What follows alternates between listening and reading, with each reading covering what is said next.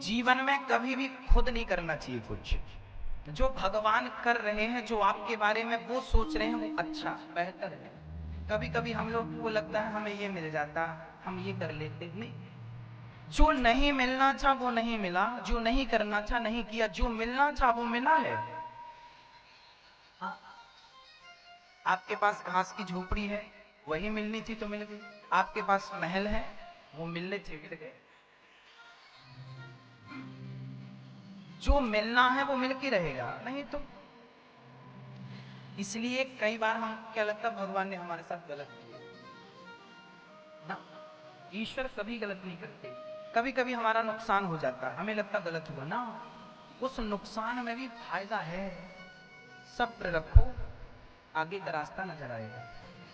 धैर्य रखो। सुदामा के घर 4 दिन चूल्हा नहीं जला, उन्होंने धैर्य नहीं तोड़ा कि मैं इतना बड़ा भगत हूँ, चूल्हा नहीं जल रहा। सुदामा गरीब थे, धैर्य रखा, भक्ति जारी रखी, प्रेम जारी रखा, विश्वास बनाए रखा, तो जो रोटी को मोहताज सुदामा 2 लोगों के स्वामी बन गए कि नहीं। धैर्य रखना पड़ेगा। अच्छे वक्त का, अच्छे समय का इंतजार करना पड़ेगा, जल्दी नहीं आता। बच्चा पैदा होने में भी 9 महीने लगते हैं। कोई सोचे आज की आज बच्चा पैदा हो जाए, कैसे संभव? नहीं, उसको भी बनने में मां के गर्भ में 9 महीने का वक्त लगता है। यदि 7 महीने में, 6 महीने में बच्चे पैदा हो जाते हैं ना, तो उनके जीने की उम्मीद कम बचती है। उनको उनका जो विकास होना चाहिए था मां के गर्भ, वो नहीं होता, पहले निकल आते हैं। तो एक अच्छे बच्चे को 9 महीने लगता, समय लगेगा, परंतु विश्वास रखिए जो समय लग रहा है वो अच्छा समय होके आपके सामने आएगा। एक छोटी सी कथा मुझे स्मरण आ रही है, सुना देता हूं। एक मणि थी, मणि। उस मणि से 3 चीजें मांगी जाएं तो जरूर मिलती थी, तुरंत मिलती थी। एक सज्जन वो मणि लेके जा रहे थे तो पानी बरसने लगा, तूफान आ गया। उनको लगा कि आज हमें यहीं कहीं विश्राम करना चाहिए। एक घर नजर आया, वो घर पे विश्राम करने लगे। वहां पे पति पत्नी रहा करते थे। तो पत्नी की नजर पड़ी, भाई ये क्या लग रखा है आपके पास? उन्होंने कहा ये मणि है। क्या है? मणि। अच्छा, कितने की लाई? बोले लाई नहीं, मिली है। और जब मिली तो आकाशवाणी हुई कि इससे तुम 3 चीजें मांगोगे तो मिलेगी। पत्नी ने बोला आपने भैया मांगा? उन्होंने कहा मांग कर मैं बर्बाद हो गया, मांग कर मैं बर्बाद हो गया। ये मणि जो देती है ना, वो सारा सुख चैन हर करके देती है। पत्नी बोली नहीं नहीं, आपने गलत तरीके से मांगा होगा, एक बार हमें मौका दीजिए, हम मांगते हैं। उसने लाख समझाया, देखो मत मांगो, इस मणि से कुछ मत मांगना, ये देगी जरूर पर सुख चैन हर लेगी आपका। पत्नी नहीं मानी, पति पत्नी दोनों बोले नहीं नहीं, आप हमें एक मौका दीजिए। अब कई बार ना आप लोग मानते नहीं, जिद करने लगे। उन्होंने भी जिद करी। अब ये भाई साहब बोले ठीक है मांग लो। अब पति पत्नी ने डिसाइड किया क्या मांगे, 3 चीज मांगनी है, क्या मांगे? पत्नी बोली आप बताओ, पति बोला आप बताओ। पत्नी बोली 1 लाख रुपए मांग लेते। उस जमाने में 1 लाख रुपए बहुत होता था। लखपति, ये बहुत साल पुरानी घटना है। ये घटना है या कल्पना है, लेकिन इससे संदेश बढ़िया मिले। बहुत पुरानी घटनाएं हैं। आजकल 250 करोड़ और वो 1 लाख। पत्नी बोली 1 लाख रुपए मांग ले। पति बोला ठीक मांग। पत्नी ने कहा हे मणि जी, हमें 1 लाख रुपए मिल जाए। कहा मणि जमीन पे गिर गई। तुरंत 5 मिनट के भीतर दरवाजे पे किसी ने दस्तक दी। दरवाजा खोला, आपके लिए 1 लाख रुपए। इसने दिया है? बोले आपका बेटा सेना में था, शहीद हो गया है, शहीद हो गया है, उसके लिए राजा ने 1 लाख रुपए पहुंचाए हैं आपको। अब तो मां छाती पीट लगी। विधाता क्या किया, मेरा बेटा, बेटे के मरने के 1 लाख हैं ये, मिले तो, पर किस प्रकार से मिले? आपकी अनंत इच्छाएं, आपकी इच्छाएं ही आपके सुख चैन को हर लेती हैं। इस बात पर गौर कीजिएगा। अब दूसरा वरदान मांगना था। अब क्या मांगे? अब तो बेटा मर गया, अब क्या? अब मणि से मांगो, हे मणि जी मेरा बेटा मुझे लौटा दो। तुरंत दरवाजे पे दस्तक हुई। माँ मैं आ गया। माँ ने कहा कहाँ है बेटा तू?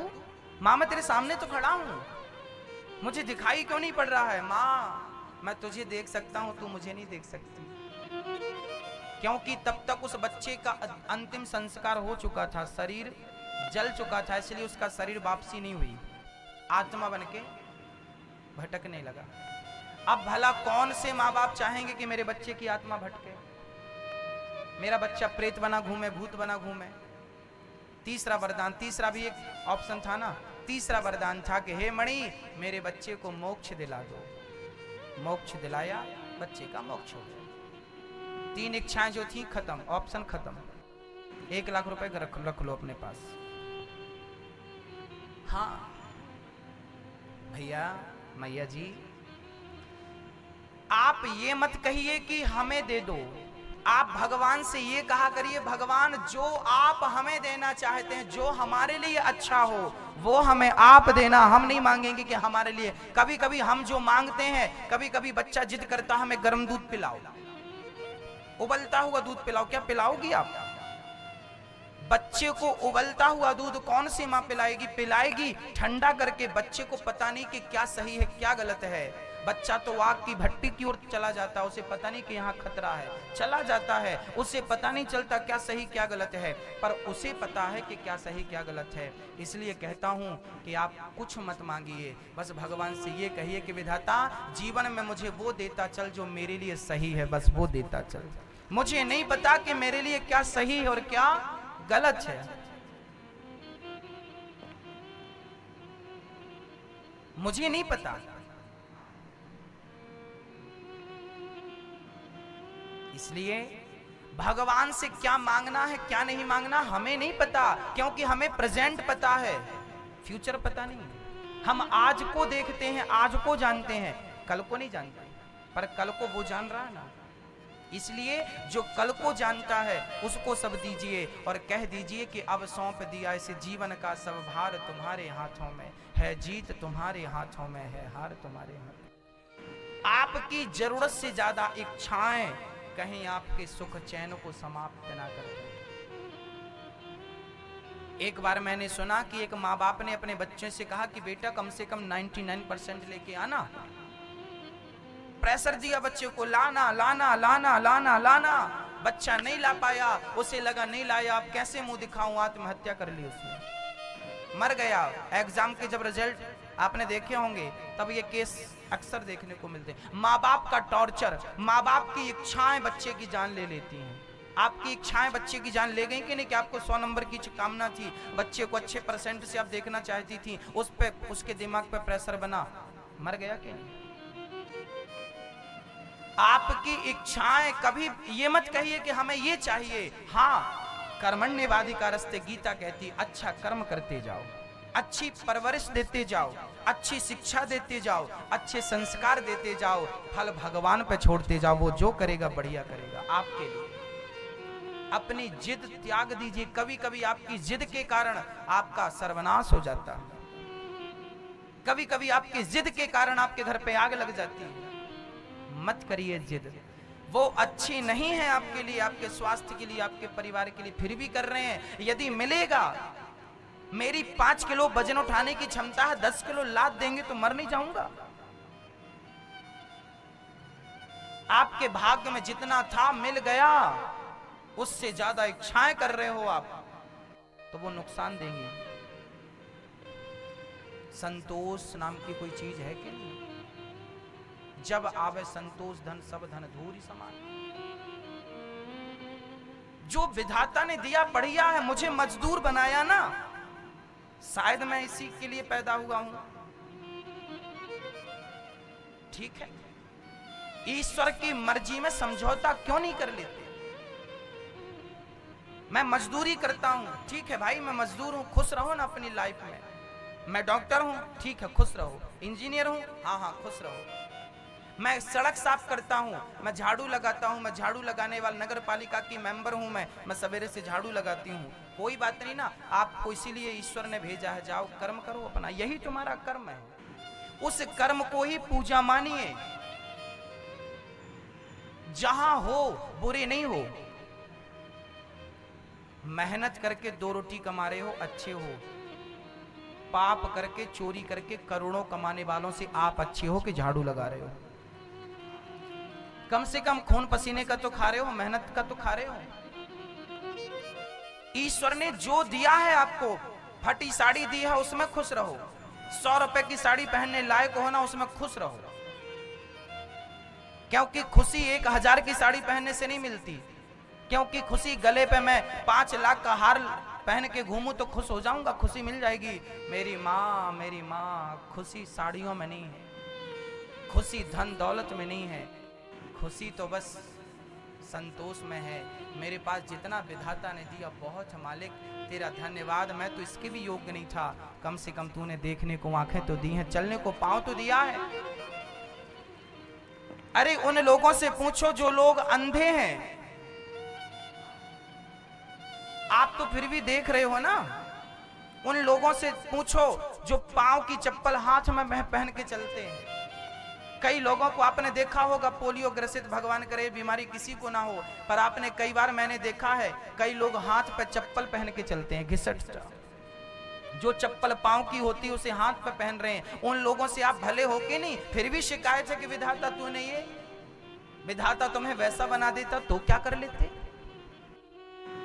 जो दिया है ना उसका संतोष नहीं है, उसका शुक्रिया अदा धन्यवाद नहीं है, बस शिकायतें हैं। शिकायतों में जिंदगी अच्छी नहीं होती मेरी माँ। मैं तो कहता हूँ शिकायत कभी नहीं होनी चाहिए, ना भगवान से, ना पति से, ना पत्नी से। यदि पति तुम्हें गाली देता है और गाल में थप्पड़ मारता है तो समझ लेना कि ये तुम्हारे पापों का ही फल मिल रहा है। किसको दोष दें हम?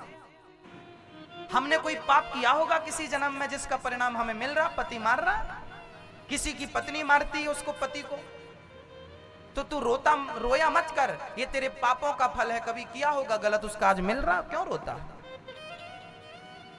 किसी का बेटा मारता है तो मत रोइए ना, किया होगा अपने गलतियां। ये बात मैं नहीं कहता, शास्त्र कहते हैं को ना काहू को सुख दुख कर दाता, निज कृत कर्म भोग सब भ्राता। जो व्यक्ति दुख भोगता है वो अपने ही कर्मों से भोगता है, और जो सुख भोगता है वो भी अपने ही कर्मों से भोगता है। अच्छा बुरा आप ही बनाते हैं अपने जीवन में, हानि लाभ आप ही बनाते हैं अपने जीवन में, कोई किसी को नहीं देता, ना हानि ना लाभ ना सुख ना दुख, ये सब अपने कर्मों का फल है। ये सच्चाई कड़वी है, पर मानो ना मानो आपकी मर्जी। जो मिलता है हमें अच्छा या बुरा, सब हमारा ही अपना है किया धरा। अच्छा किया था तो अच्छा मिल रहा, बुरा करेंगे जो बोया था वही ना काटोगे। पेड़ बोए बबूल का तो आम कहां से आए? जैसी करनी वैसी भरनी, आज की अकल पाएगा। जहां हो यदि तुम बीमार हो तो भी भगवान का धन्यवाद दो कि विधाता लोगों को कितनी सारी बीमारियां होती हैं, तूने मेरी बड़ी बीमारी इतनी में टाल दी, तेरा धन्यवाद। तूने जो दिया उसका शुक्रिया अदा करो। बढ़िया है विधाता, बहुत बढ़िया, जो मिल रहा बढ़िया। शिकायत करने से क्या होगा? रोइए, फिर बैठ के किनारे रोइए। पूरी जिंदगी जा रही है रोते रोते, किस लिए पैदा भय वो ये भी समझ में नहीं आया, बस रोते रोते मर जाओ, ये जिंदगी है। शिकायत करते रहो पति अच्छा नहीं, पत्नी अच्छी नहीं। बेटा अरे कभी तो कहो कि अच्छा है, भले कोई अच्छा ना हो, मन को अच्छा रखो, सब अच्छा, मन तो अच्छा हो। और शिकायतें कभी मिटेंगी नहीं। जिनकी सोने की लंका थी उनकी शिकायतें नहीं मिटी, तो तुम्हारे घर मिट्टी के शिकायतें नहीं मिटने वाली। श्री नारद जी महाराज ने कहा, महाराज मैं दासी पुत्र था, मेरी मां बर्तन धुलती थी घर घर,